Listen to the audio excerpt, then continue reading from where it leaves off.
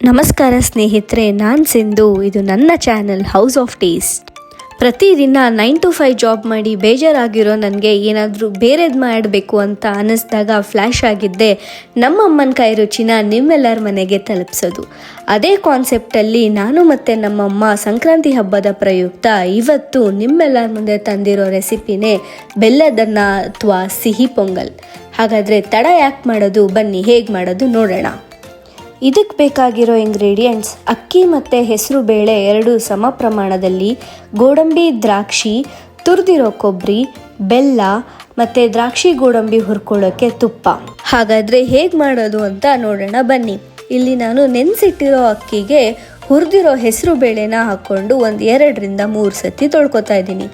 ಹುರಿದಿರೋ ಹೆಸರು ಬೇಳೆನಾದರೂ ಹಾಕ್ಕೋಬೋದು, ಇಲ್ಲ ಹಾಗೆ ಆದರೂ ಹಾಕ್ಕೋಬೋದು, ಅದು ನಿಮ್ಮ ಚಾಯ್ಸ್. ಬಟ್ ನಾವಿಲ್ಲಿ ಹುರಿದಿರೋ ಹೆಸರು ಬೇಳೆನ ಹಾಕ್ಕೊಂಡು 2 ರಿಂದ 3 ಸತಿ ತೊಳ್ಕೊಂಡ್ಮೇಲೆ ಈ ರೀತಿ ಕುಕ್ಕರಿಗೆ ಹಾಕ್ಕೊಂಡು 1 ಬಟ್ಲಷ್ಟು ಅಕ್ಕಿಗೆ 5 ಬಟ್ಲಷ್ಟು ನೀರನ್ನು ಹಾಕ್ಕೊತಾ ಇದ್ದೀವಿ.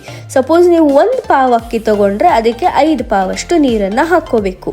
ಈಗ ನೀರು ಹಾಕ್ಕೊಂಡ್ಮೇಲೆ ಅದಕ್ಕೊಂಚೂರು ಉಪ್ಪು ಹಾಕಿ ಕುಕ್ಕರ್ ಮುಚ್ಚಳ ಮುಚ್ಚಿ ಸ್ಟವ್ ಮೇಲಿಟ್ಟು 3 ರಿಂದ 4 ವಿಷಲ್ ಹಾಕ್ಸೋಣ. ಅಷ್ಟರಲ್ಲಿ ಇನ್ನೊಂದು ಸ್ಟವ್ ಮೇಲೆ ಒಂದು ಪಾತ್ರೆ ಇಟ್ಟು ಆ ಪಾತ್ರೆಯಲ್ಲಿ ನೀರು ಹಾಕಿ ಅದಕ್ಕೊಂಚೂರು ಬೆಲ್ಲ ಹಾಕಿ ಬೆಲ್ಲನ ಕರಗಿಸ್ಕೊಳ್ಳೋಣ. ನಾವಿಲ್ಲಿ 1 ಗ್ಲಾಸಷ್ಟು ನೀರು ಹಾಕಿ ನಾವು ತೊಗೊಂಡಿರೋಷ್ಟು ಬೆಲ್ಲನ ಹಾಕಿ ಬೆಲ್ಲನ ಕರಗಿಸ್ಕೊತಾ ಇದ್ದೀವಿ. ನೋಡಿ, ಬೆಲ್ಲ ಕರಗಕ್ಕೆ ಸ್ಟಾರ್ಟ್ ಆಗಿದೆ.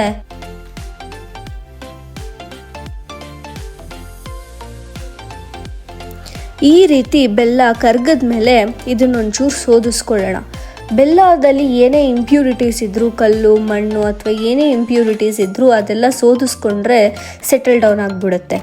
ಈಗ ಸೋದಿಸಿರೋ ಬೆಲ್ಲನ ಮತ್ತೆ ಪಾತ್ರೆಗೆ ಹಾಕಿ 1 ಎಳೆ ಪಾಕ ಬರೋವರೆಗೂ ನಾವು ಕುದಿಸ್ಕೊಳ್ಳೋಣ. ನೋಡಿ, ನಾವು ಕರಗಿಸಿರೋ ಬೆಲ್ಲ ಇವಾಗ ಈ ಕನ್ಸಿಸ್ಟೆನ್ಸಿಲಿದೆ.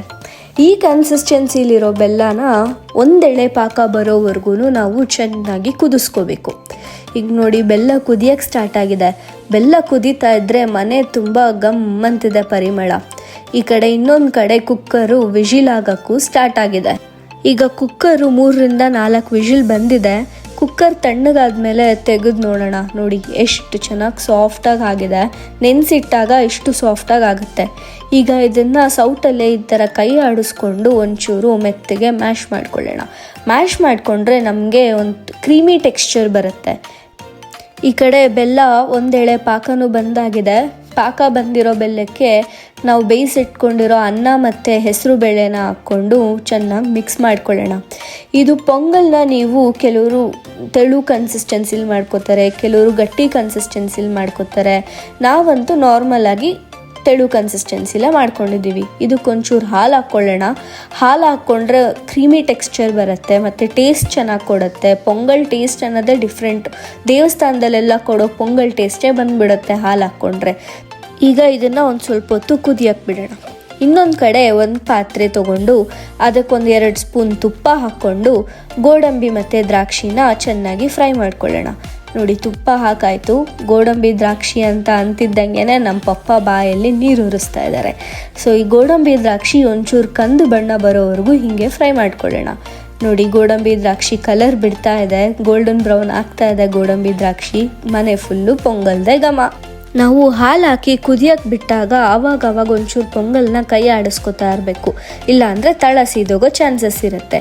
ಈಗ ಪೊಂಗಲ್ ಕುದೀತಾ ಇದೆ. ಕುದಿರೋ ಪೊಂಗಲ್ಗೆ ನಾವು ತುಪ್ಪದಲ್ಲಿ ಫ್ರೈ ಮಾಡ್ಕೊಂಡಿರೋ ಗೋಡಂಬಿ ಮತ್ತು ದ್ರಾಕ್ಷಿನ ಹಾಕ್ಕೊಂಡು ಒಂಚೂರು ಚೆನ್ನಾಗಿ ಮಿಕ್ಸ್ ಮಾಡಿಕೊಂಡು ಅದಕ್ಕೊಂಚೂರು ತುರಿದಿರೋ ಕೊಬ್ಬರಿ ಹಾಕ್ಕೊಂಡ್ರೆ ವಾವ್, ಜಸ್ಟ್ ಯಮ್. ಗೊತ್ತಾ? ನೀವು ಬೇಕಾದರೆ ಇದಕ್ಕೆ ಏಲಕ್ಕಿ ಫ್ಲೇವರ್ ಕೂಡ ಹಾಕ್ಕೋಬೋದು. ನಾವಿಲ್ಲಿ ಏಲಕ್ಕಿ ಫ್ಲೇವರ್ ಹಾಕ್ಕೋತಾ ಇಲ್ಲ, ಇದು ಆಪ್ಷನಲ್. ನಿಮಗೆ ಏಲಕ್ಕಿ ಬೇಕಾದರೆ ಹಾಕ್ಕೋಬೋದು. ಈ ಥರ ಕೊಬ್ಬರಿ ತುರಿ ಹಾಕ್ಕೊಂಡು ಚೆನ್ನಾಗಿ ಮಿಕ್ಸ್ ಮಾಡಿ ಇನ್ನೊಂದು ಸ್ವಲ್ಪ ಹೊತ್ತು ಕುದಿ ಬರೋವರೆಗೂ ಬಿಡೋಣ. ನೋಡಿ, ಈಗ ಪೊಂಗಲ್ ಸಣ್ಣದಾಗಿ ಕುದಿ ಬರ್ತಾ ಇದೆ. ಈ ಥರ ಕುದಿ ಬರ್ತಾ ಇದೆ ಅಂದರೆ ನಮ್ಮ ಪೊಂಗಲ್ ಇನ್ನೇನು ರೆಡಿ ಆಗಿದೆ ಅಂತಲೇ ಅರ್ಥ. ಈಗ ಸ್ಟವ್ ಆಫ್ ಮಾಡಿ ಪೊಂಗಲ್ನ ಸೈಡಿಗೆ ಇಳಿಸ್ಕೊಂಡು ಒಂದು ಬೌಲ್ಗೆ ಸರ್ವ್ ಮಾಡ್ಕೊಳ್ಳೋಣ. ನಮ್ಮ ಬಿಸಿ ಬಿಸಿ ಪೊಂಗಲ್ ರೆಡಿ ಆಯಿತು. ಈಗ ಇದನ್ನು ಸರ್ವ್ ಮಾಡಿಕೊಂಡು ಮೇಲೆಗಡೆ 2 ಸ್ಪೂನ್ ತುಪ್ಪ ಹಾಕ್ಕೊಂಡು ತಿಂತಾ ಇದ್ದರೆ ಸ್ವರ್ಗಕ್ಕೆ 3 ಗೇಣು.